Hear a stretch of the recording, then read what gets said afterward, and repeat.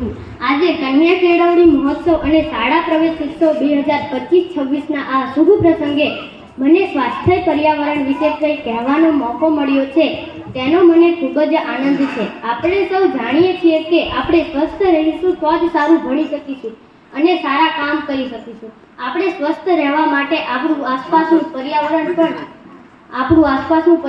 પણ સ્વસ્થ અને સારું હોવું જોઈએ। આપણું આસપાસનું પર્યાવરણ એટલે આપણા ઘરની આસપાસની હવા, જમીન, પાણી, વૃક્ષો અને બધા જ જીવજંતુઓ।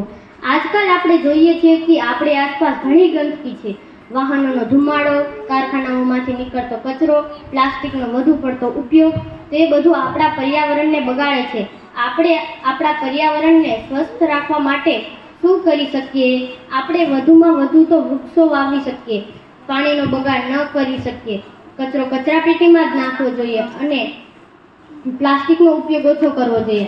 આજે જે નાના ભાઈ બહેનો આપણી શાળામાં નવા આવ્યા છે, તેમને પણ આપણે સ્વચ્છતા અને સ્વાસ્થ્યનું મહત્ત્વ શીખવવું પડશે।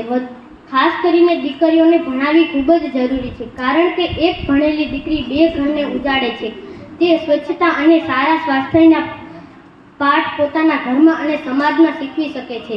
ચાલો આપણે સૌ ભેગા મળીને નક્કી કરીએ કે આપણે આપણા પર્યાવરણને સ્વસ્થ અને સારું રાખીશું। યાદ રાખો, સ્વસ્થ પર્યાવરણ એ સ્વસ્થ જીવનનો આધાર છે। ખૂબ ખૂબ આભાર।